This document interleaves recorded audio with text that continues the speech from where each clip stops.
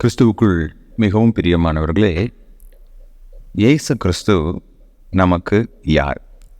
Who is Jesus Christ to us? எபிரேயர் 2:11 இவ்வாறாக சொல்கிறது: எப்படியெனில், பரிசுத்தம் செய்கிறவரும் பரிசுத்தம் செய்யப்படுகிறவர்களும் ஆகிய யாவரும் ஒருவராலே உண்டாயிருக்கிறார்கள்.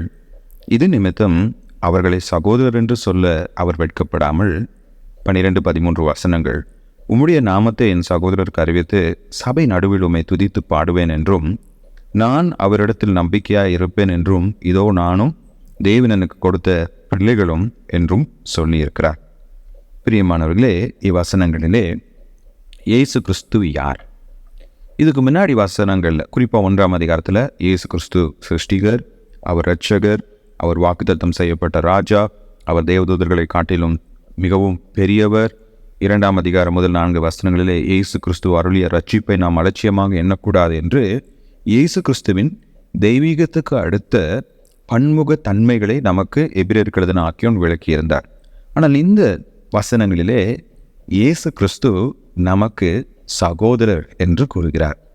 ஆங்கிலத்தில் கடவுளை குறித்து 2 வார்த்தைகள் பயன்படுத்தும். ஒன்று, த டிரான்செண்டன்ஸ் ஆஃப் காட். அது கர்த்தர் நம்மை விட முற்றிலும் வேறுபட்டவர். அவருக்கும் நமக்கும் சம்பந்தமே இல்லை. அவர் சிருஷ்டிகர், நாம் சிருஷ்டிப்பு.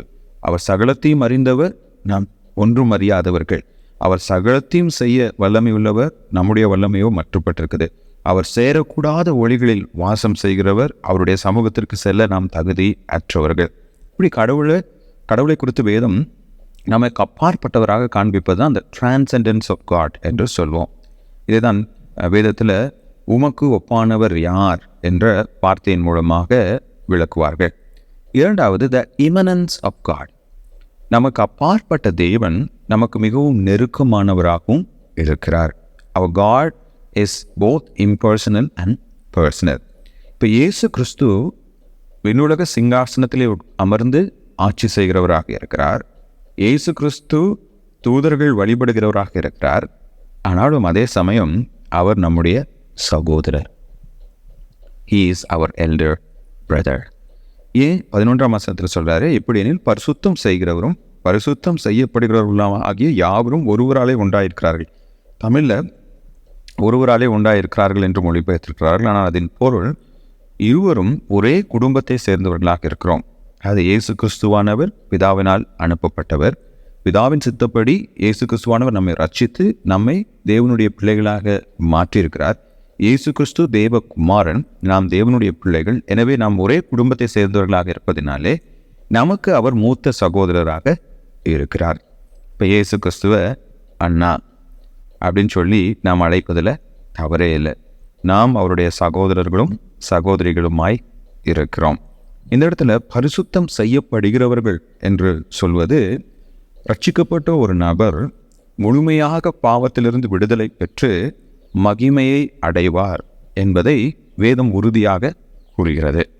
இந்த வசனங்களில் 12-13 வசனங்களை நம்ம வாசிப்போம் என்றால், சங்கீதம் 22-22 ஏசாயா 8-17 அவர்கள் மேற்கோள் காண்பிக்கிறார்கள்.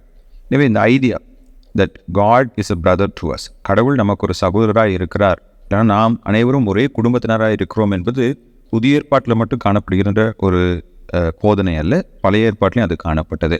இப்போ கடவுளுடைய சில பிக்சர்ஸ், கடவுள் எப்படி தன்னை வெளிப்படுத்துகிறார், வேதத்தில் கடவுளை குறித்த சில சித்திரங்கள், அதை சொல்லி நான் முடிக்க விரும்புகிறேன்.